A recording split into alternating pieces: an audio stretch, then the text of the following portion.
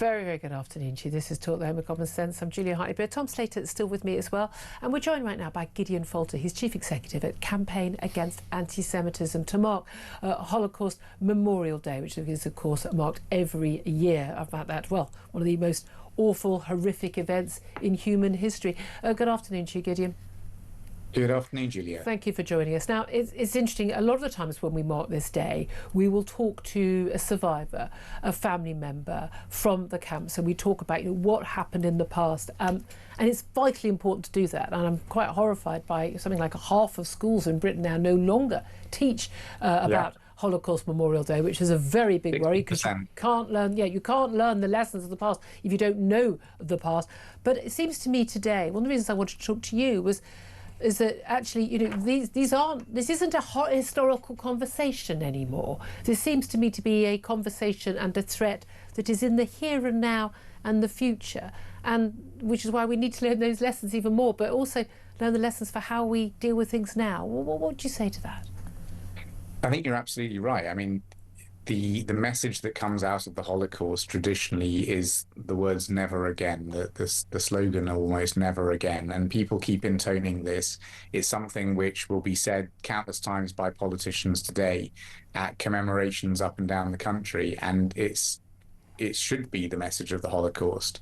But instead, we're now living in a country where, in common with other countries across the West, but disgracefully here in Britain, more than half of the Jewish community no longer sees a long-term future here. Yeah.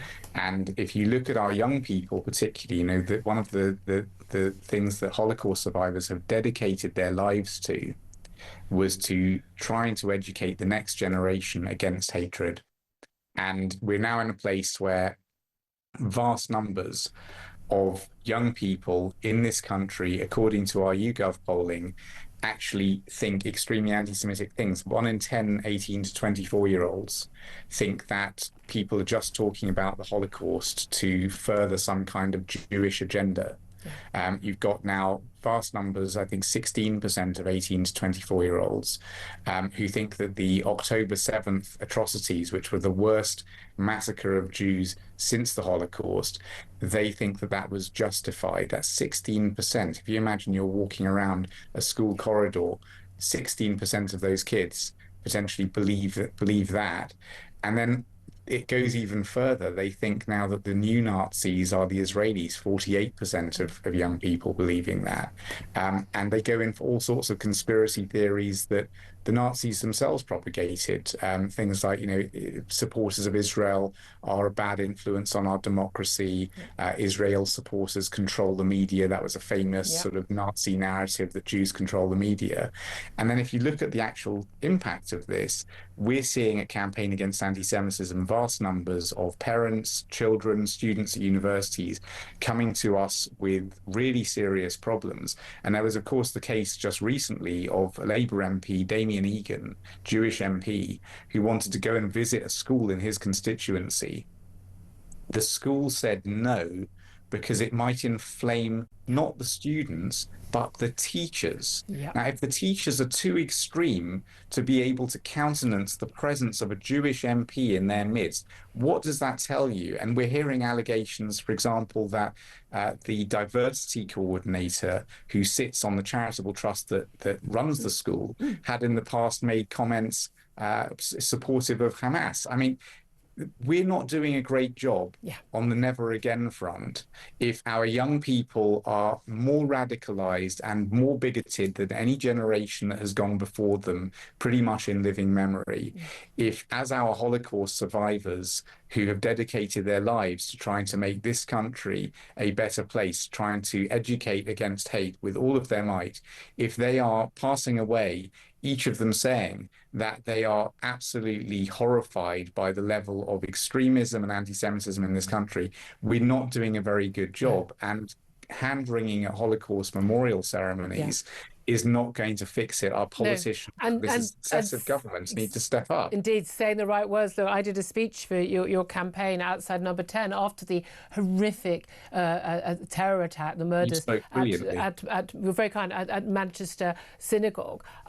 And again, words are fine, and it's, everyone turns up and they, as you say, they wring their hands, but they're not taking action. The reality is, we've got two problems, I think. One is that we have imported anti-Semitism from huge numbers of immigrants who've come from Muslim countries where, and again, everyone gets embarrassed and a bit uncomfortable with this, where anti-Semitism is completely the norm. It is the absolutely perfectly acceptable, normal viewpoint. We've also seen it growing on the left as well.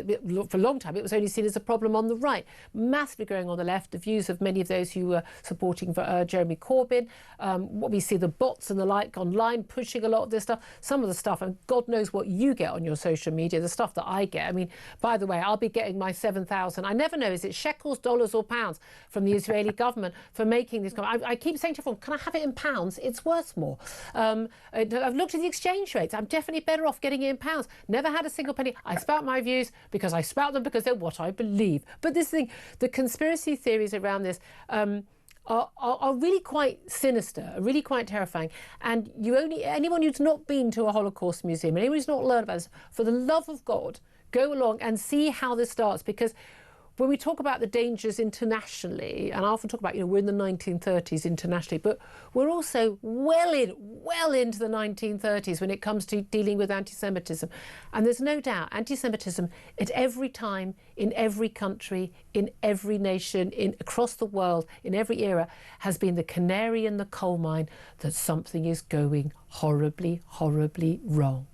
And it is extraordinary to me, the lack of action that we are seeing against anti-Semitism when we are seeing it being allowed to be just basically played out on our streets every single day without anyone doing anything.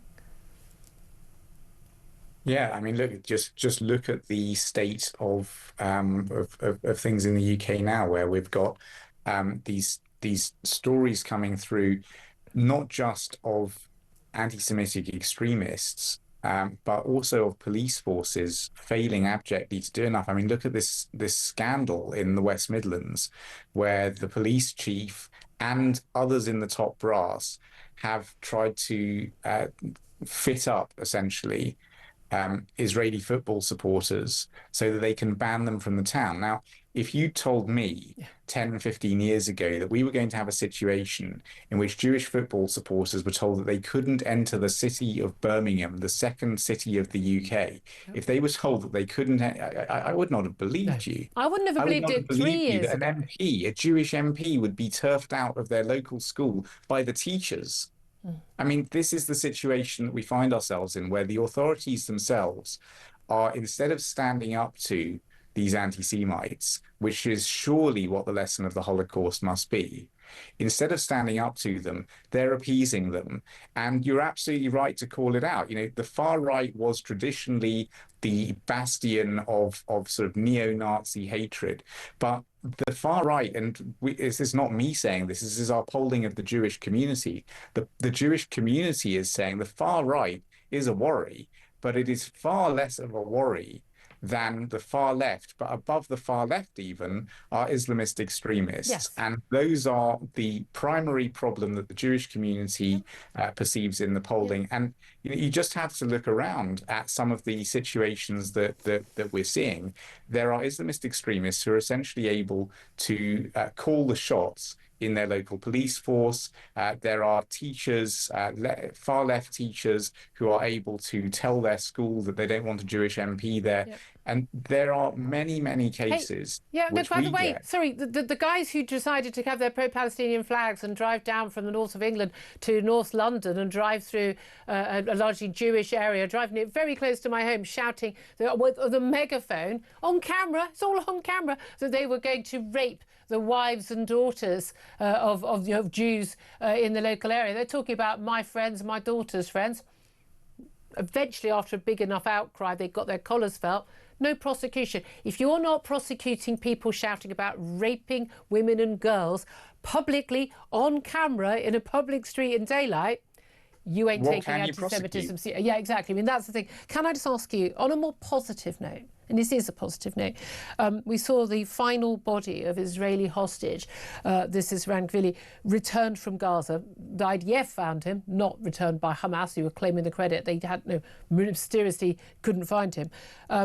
He was finally returned. He's the final dead hostage. We had, thankfully, the live hostages home already after 844 days since October the 7th.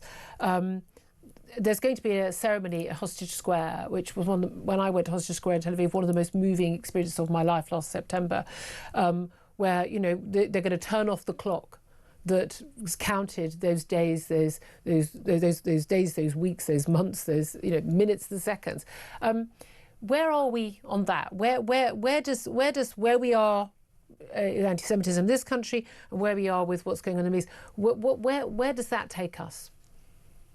The first thing is that this is, frankly, a miracle. I think in the wake of October 7th, there was no one that really expected that every single last hostage, alive or dead, would be brought back from Gaza. And so I think everybody who's been watching this, and particularly people in the Jewish world, have felt that this was, frankly, a miraculous event. It's also a very sad event because, of course, the last hostage returns from Gaza dead in a coffin. Yeah. And so many of them did, including children, including a 9-month-old baby who Hamas kidnapped and then brutally murdered. Yeah. So I think the first thing is, what an achievement. The second thing, I think, is look at how this happened. This only happened that the last hostage was retrieved from Gaza because the Israeli government did not listen to Britain and others in the West who kept saying, oh, you mustn't go there, you mustn't go there, you mustn't keep on fighting. And unfortunately, this was a war in which it was necessary for Israel to go and retrieve the hostages themselves. This was not a hostage who was retrieved because Hamas kept to the terms of the ceasefire. This was a hostage who was retrieved because the Israeli army went and retrieved that hostage. And I think for many people in the West who've been throughout this whole thing, essentially doing the job of Hamas propaganda, I think need to look at themselves and realize that they failed. They failed to understand the nature of the evil terrorists that Israel was dealing with. They failed to understand what is necessary to defeat them. And Israel didn't listen. But if we in the West take our own advice that we have been giving to Israel, we are doomed. Right now, the National Security Advisor, Jonathan Powell, is allegedly telling Keir Starmer that he thinks Hamas shouldn't have to completely disarm.